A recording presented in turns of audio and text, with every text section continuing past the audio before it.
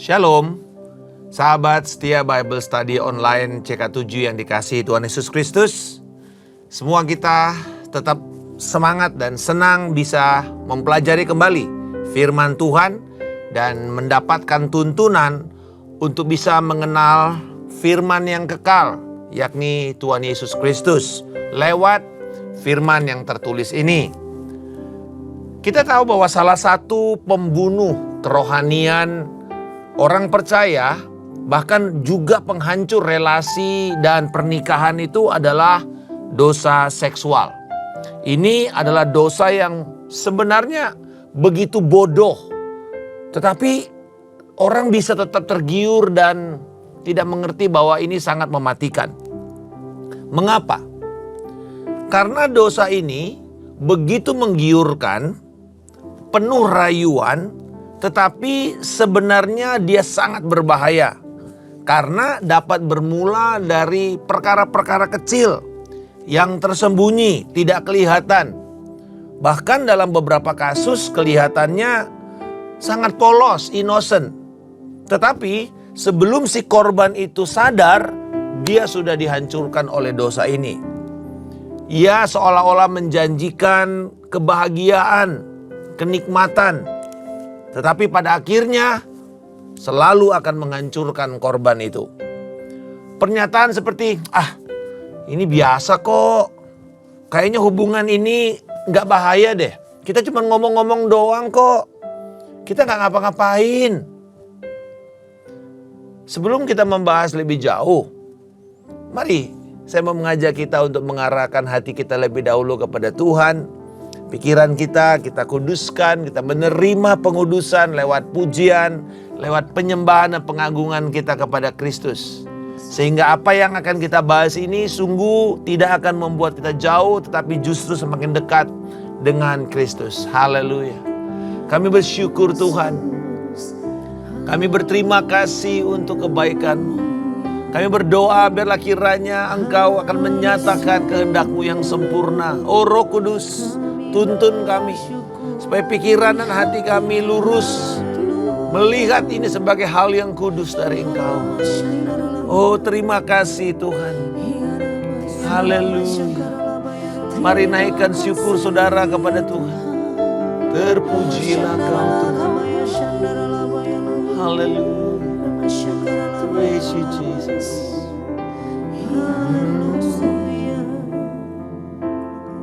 Thank you Lord. Sungguh besar setiamu, nyata di sepanjang hidupku. Darahmu telah layakkan kehidupan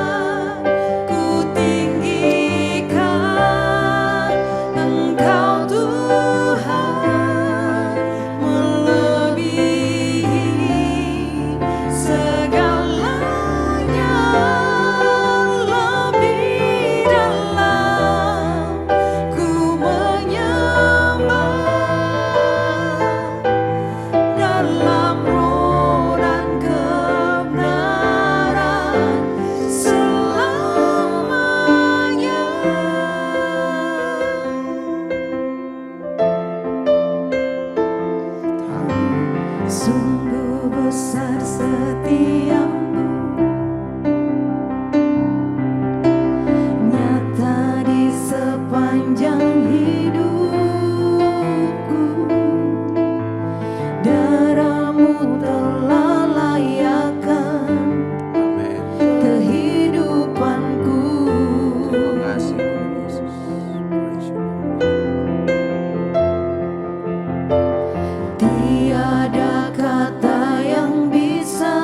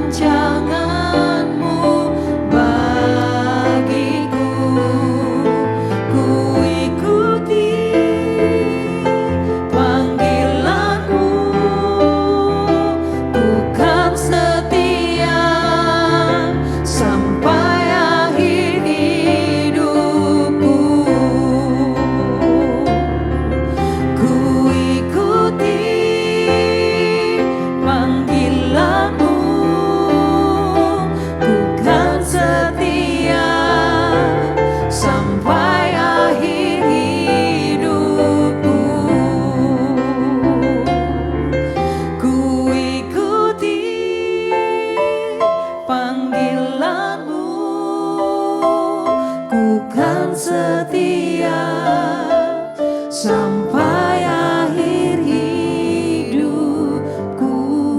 Haleluya. Inilah doa kami Bapa.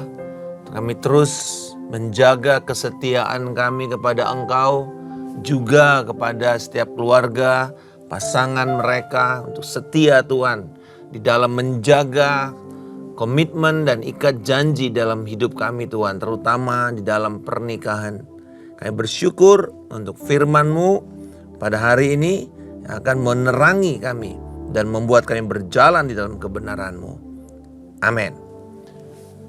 Sahabat sekalian, peringatan yang diberikan oleh Salomo kepada anaknya ini menjadi perhatian kita dan ini begitu serius. Sebenarnya sejak Amsal pasal yang ke-5 sampai dengan ke-7 ini ia memberikan peringatan akan bahaya dosa seksual. Bahkan Alkitab kita memberikan judul untuk pasal 7 ini adalah peringatan kepada perempuan jalang, kepada perempuan yang immoral. Nah, ada 3 peringatan yang akan kita pelajari dari pasal ini, sebenarnya juga dari 5, 6, dan 7. Tapi kita akan kombinasikan di dalam pasal yang ke-7 ini. Yang pertama itu adalah jangan jatuh ke dalam dosa seksual dari ayat 1 sampai 5. Yang kedua, bahwa dosa seksual itu akan menghancurkan Anda sampai kepada kekekalan. Ya, dari ayat 10 sampai dengan 27. Dan yang ketiga, bagaimana upaya melawan baik secara vertikal maupun secara horizontal. Dalam pasal yang ke-7 ayat 4 dan juga sebenarnya dalam pasal sebelumnya. Nah, mari kita melihat yang pertama akan peringatan untuk tidak jatuh ke dalam dosa seksual. Nah, Salomo tentu berdasarkan pengalaman hidupnya sangat mengerti akan bahaya ini. Kita tahu bahwa ia kerap kali mengacaukan hidupnya karena hubungan yang tidak diizinkan oleh firman Tuhan, yaitu mengambil istri dari bangsa yang tidak menyembah Yahweh, yang akhirnya mereka datang dan juga membawa berhala mereka. Akhirnya itu membuat hati Salomo dicondongkan bukan lagi kepada Yahweh tapi kepada ilah-ilah berhala daripada istrinya. Kita tahu dalam 1 Raja-Raja 11 ayat 3 dia memiliki 700 istri dan 300 gundik. Bayangkan dari berbagai macam kerajaan. Dan ini adalah putri-putri raja. Kita tahu bahwa pada masa itu aliansi politik itu dilakukan dengan cara menikahi anak atau putri daripada kerajaan itu. Nah, ini yang terjadi dengan Salomo.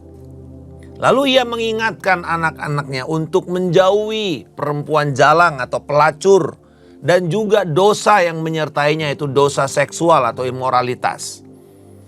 Sebenarnya kalau kita bicara sekarang ini adalah tanggung jawab orang tua. Itu sebabnya Salomo sebagai ayah berbicara kepada anak-anaknya. Jadi konteks ini dia sedang ada di situ dan anak-anak muda ini sedang duduk mendengarkan nasihatnya.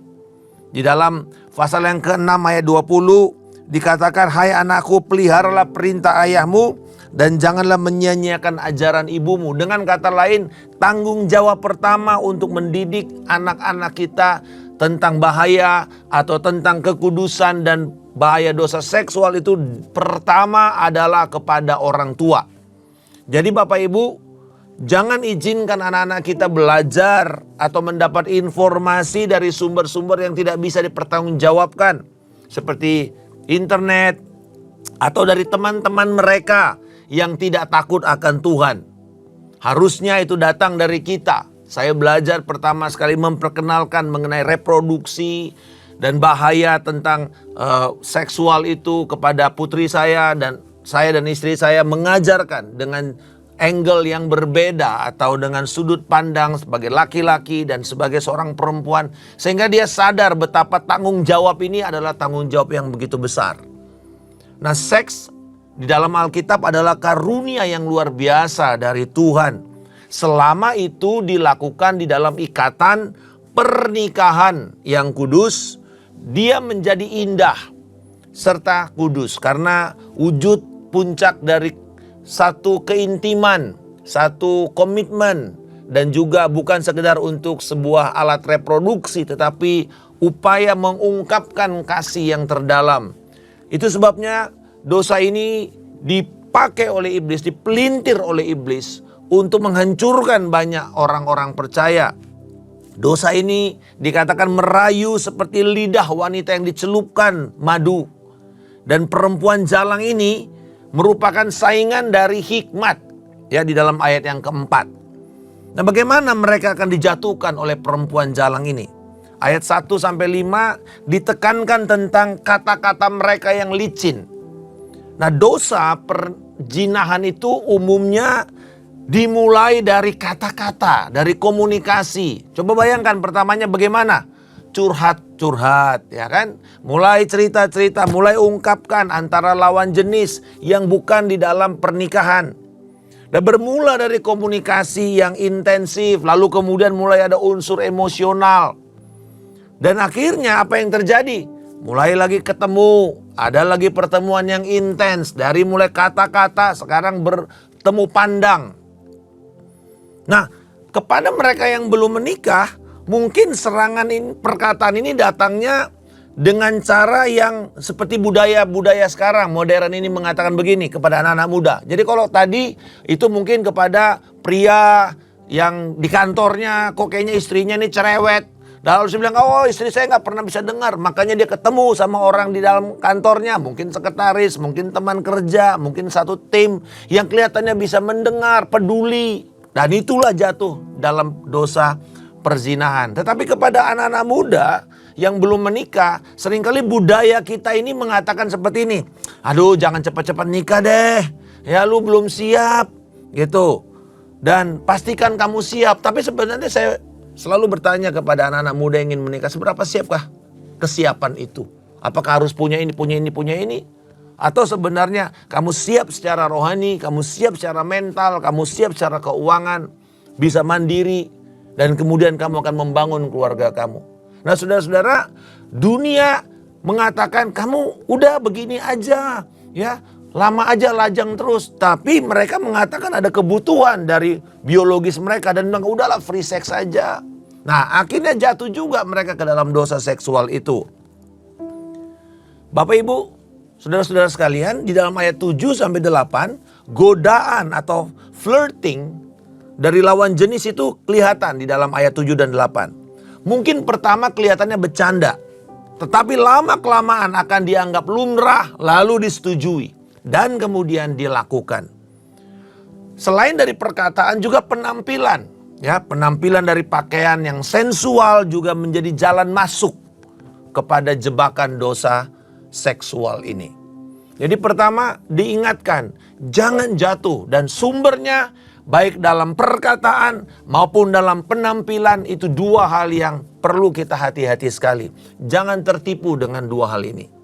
Hal yang kedua, dosa seksual itu akan menghancurkan saudara sampai kepada kekekalan. Ayat 10 sampai dengan 27 mengingatkan tentang hal ini. Mari kita lihat contohnya dalam ayat 22 sampai dengan ayat 23.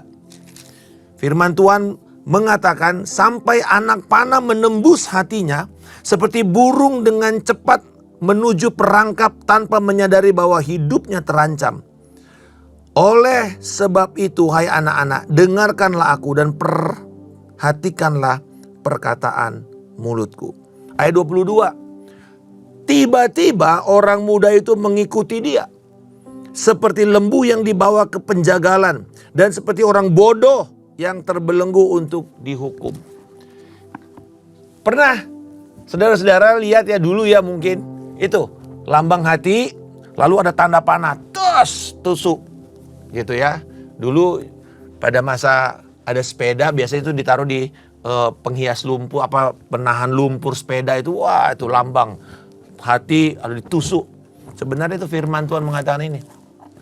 Ya, hati itu ditusuk oleh anak panah. Dan dikatakan apa? Kalau orang sudah jatuh cinta, makanya sebenarnya istilah jatuh cinta itu tidak tepat.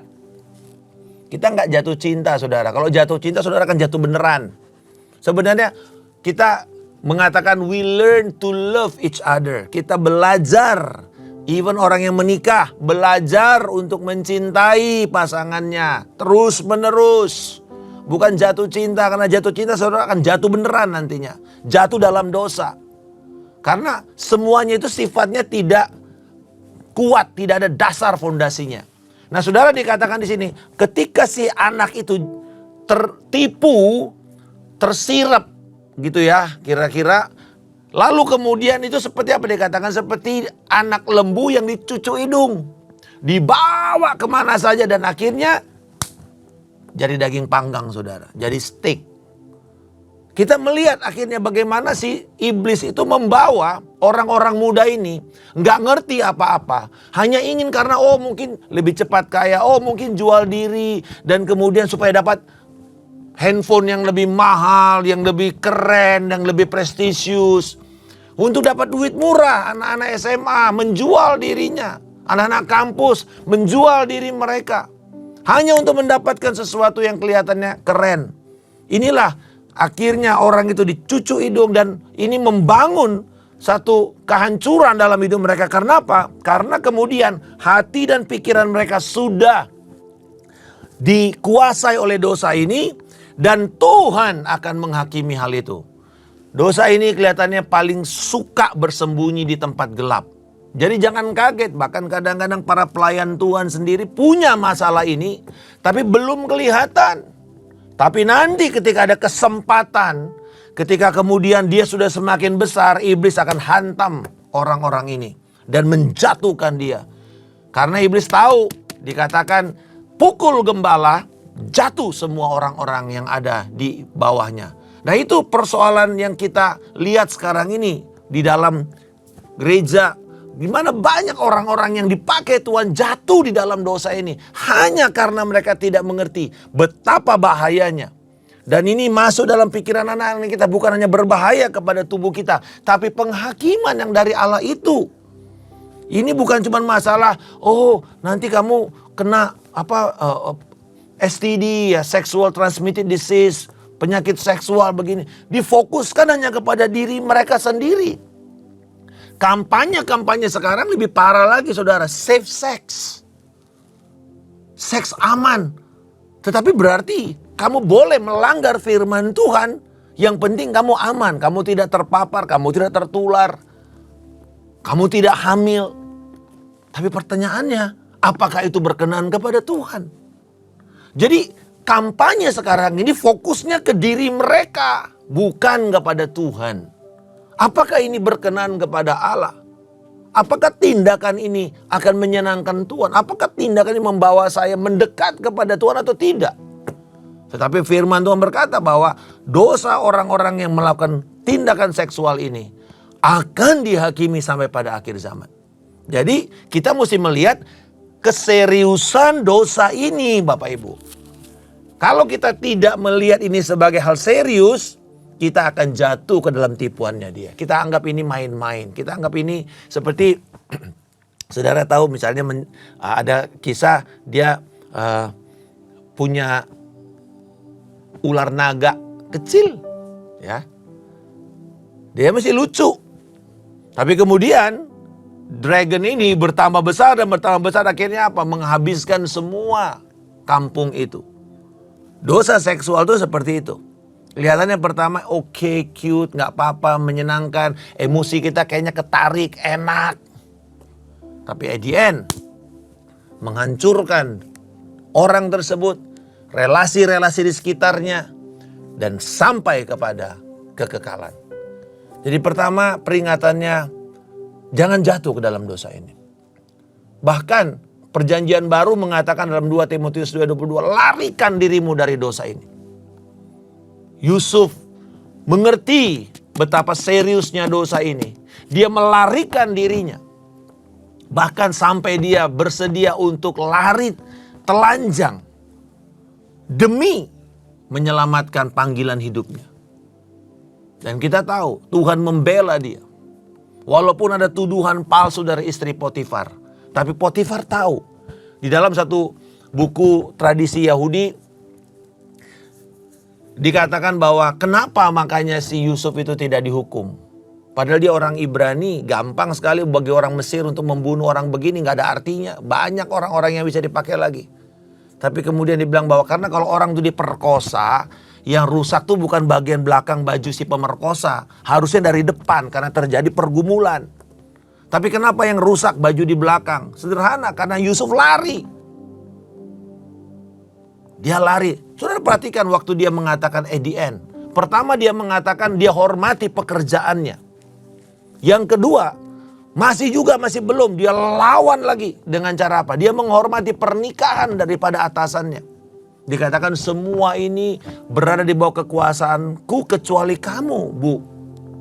Kecuali kamu, Nyonya. Tetapi yang ketiga, ketika itu juga udah gak mempan, dia bilang apa? Bagaimana aku bisa berdosa kepada Allahku? Pertanyaannya dia jauh. Dia bukan ada di dalam tanah Kanaan. Dia tidak ada orang sekitarnya. Orang bisa bilang, udahlah gak ada yang lihat kok. Gak bisa, saudara. Yusuf itu mengerti. Dia katakan, bagaimana aku bisa berdosa kepada Allahku? Gak kelihatan. Tapi itulah yang mengajarkan kepada kita betapa seriusnya dosa ini. Dan kalau kita menempatkan itu kepada porsi yang tepat, ini bisa berdampak sampai kepada kekekalan. Jangan coba-coba untuk bermain-main dengan dia. Nah yang ketiga, kalau gitu bagaimana kita melawan dosa ini? Di dalam bagian berikut ini kita belajar ada dua sisi yang dipertimbangkan. Sisi horizontal sudah diberikan oleh Salomo dalam pasal yang kelima. Ayat 15 sampai dengan 20. Yaitu bagaimana untuk menjaga kita komit kepada kekudusan. Dikatakan komitlah kepada pasanganmu. Minumlah dari air perigimu sendiri. Patutkah mata airmu meluap keluar? Nah ini sebenarnya adalah gambaran prosa dari hubungan seksual. Apakah kamu mau menyia-nyiakan spermamu kepada yang lain? Ini sebenarnya pakai kata yang begitu indah. Minumlah dari perigi, artinya minumlah dari kenikmatan pasanganmu, bukan dari orang lain. Itu sebabnya di sini kita belajar bahwa keintiman pernikahan yang sejati itu hanya ditemukan di dalam eksklusivitas. Ibrani mengatakan jangan cemari tempat tidur pernikahanmu. Artinya bahkan eksklusif itu sampai jangan izinkan pornografi masuk untuk menstimulir hubungan suami istri. Biarkan itu muncul dari ungkapan kasih satu sama lain. Harus eksklusif. Tidak boleh diumbar, tidak boleh diceritakan kemana-mana. Bahkan jangan coba-coba direkam.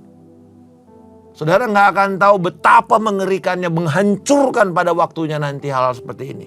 Kelihatannya happy, kelihatannya ini untuk gaya-gayaan. No.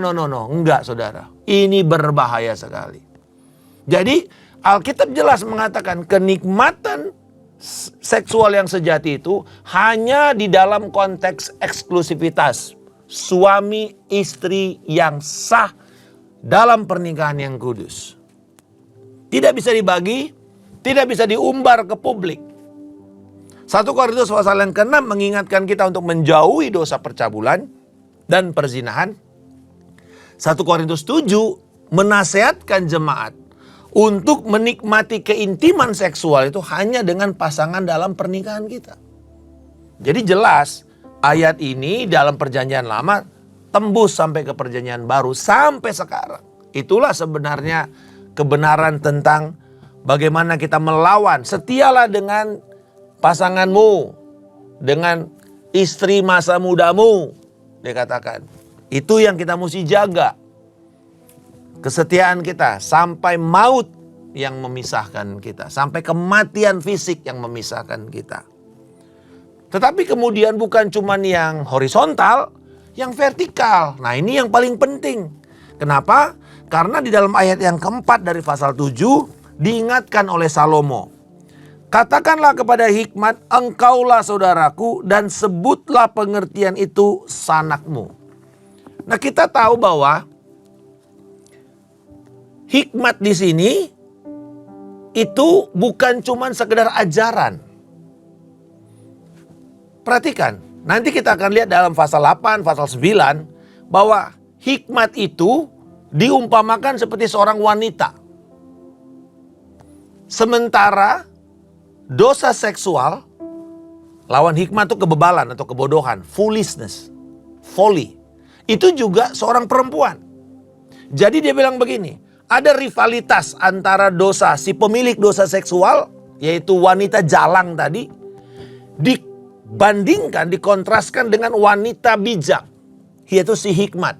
Dikatakan jadikan hikmat ini sebagai sahabatmu, bahkan saudaramu, sanakmu, bukan yang ini. Nah saudara-saudara, kita lihat bahwa perkataan dan karakter dari si hikmat itu sebenarnya berbicara jauh. Bukan sekedar ajaran, tetapi bicara mengenai pribadi, yaitu Kristus. Kristus. Karena Kristus adalah hikmat yang kekal. Saudara, ini menarik. Karena perkataan hikmat atau kata hikmat, hokmah di dalam bahasa Ibrani itu memakai gender feminim. Itu sebabnya kalau diterjemahkan ke dalam bahasa Inggris, dia pakai kata she, bukan he untuk hikmat. Sebenarnya ini adalah cara dari Salomo untuk mengajar kepada anak-anak muda itu supaya mereka tertarik kepada hikmat itu. Digambarkan dengan personifikasi seorang perempuan. Tapi memang sebenarnya kata itu dalam gendernya adalah gender feminim. Nah ini jadi menarik bahwa kalau kita mau fokus untuk tidak jatuh ke dalam dosa seksual, maka condongkanlah hatimu bukan kepada dosa tetapi kepada Kristus. Condongkan hati kita kepada Kristus. Bangun keintiman terhadap Kristus dalam karakternya, dalam pribadinya. Jadikan dia sahabat terdekatmu. Karena kemudian Bapak Ibu, saudara-saudara sekalian, sahabat yang setia, kita tahu pada akhirnya Rasul Paulus mengatakan dalam jemaat di Efesus tentang hubungan suami istri. Akhir daripada perikop itu dia mengatakan apa? Rahasia ini besar. Tapi bukan lagi dia bicara suami istri. Dia bicara mengenai gereja dan Kristus yang adalah mempelai. Hari ini kita sedang mempersiapkan diri sebagai mempelai-mempelai Kristus. Tentu Kristus tidak mau mempelainya itu cemar, cacat, celah, kotor, binal, enggak. Dia mau yang dikatakan kudus, tidak tercemar, tidak bercacat celah. Dan kita tahu hanya oleh karena kuasa Kristus dan firman-Nya serta pengurapan dari Roh Kudus yang mampu untuk membuat kita tidak tergiur dengan dosa seksual ini. Ketika kita sudah menikmati dan mendapatkan kenikmatan dan kepuasan dari Tuhan, maka tawaran dunia ini sudah tidak enak lagi. Kalau saudara puas di rumah, saudara nggak akan cari di luar. Apa saja berlaku semua. Mau itu perhatian, kasih, bahkan fisik, makanan, bahkan termasuk hubungan suami istri. Ketika kita menikmati kepuasan di sini, kita tidak akan tergiur dengan tawaran yang dari luar. Mari kita berhati-hati. Tidak ada satupun orang yang kebal terhadap dosa ini. Karena itu, ini bukan hanya berlaku kepada orang muda. Ini berlaku kepada semua orang. Mari kita pegang janji Tuhan ini. Kita membangun keintiman hanya kepada Kristus. Dalam penyembahan kita, dalam doa kita. Sehingga pada akhirnya kita menjadikan hikmat itu sahabat kita. Bahkan nanti di dalam pasal berikutnya kita akan belajar. Undangan itu sebuah undangan yang dinaikkan derajatnya. Bukan cuma sekedar persahabatan, tapi seperti sebuah pernikahan. Jadi sekarang saya ingin memberikan dasarnya dulu. Ada dua wanita yang sedang bersaing. Wanita bijak dan wanita bodoh. Wanita bebal. Hidup kudus dan hidup di dalam kecemaran. Hari ini Mari jauhi tawaran dari wanita jalang itu. Wanita yang penuh dengan kebinalan, keliaran, hal-hal yang tidak pantas dan tidak memuliakan Tuhan. Kami bersyukur Bapa, biarlah kiranya firman ini menolong kami untuk membangun roh yang takut akan Tuhan dan menghormati pernikahan kami. Aku mengucap syukur Tuhan, kalau kami sedang berada dalam pergumulan ini, tolong kami untuk kembali kepada firman-Mu. Tolong kami untuk tidak tergiur dengan segala tuduhan yang membuat kami tidak mau membayar harga keluar dari dosa ini. Aku berdoa, dan kalau kami sudah sedang terjerat oleh perangkap ini, tolong lepaskan mereka Tuhan di dalam nama Yesus. Untuk kembali kepada keluarga mereka, kembali kepada pernikahan mereka, kembali kepada rumah mereka Tuhan. Di dalam nama Tuhan Yesus Kristus kami telah berdoa dan mengucap syukur. Haleluya. Amin. Tuhan Yesus memberkati. Sampai bertemu dalam pelajaran berikutnya. Shalom.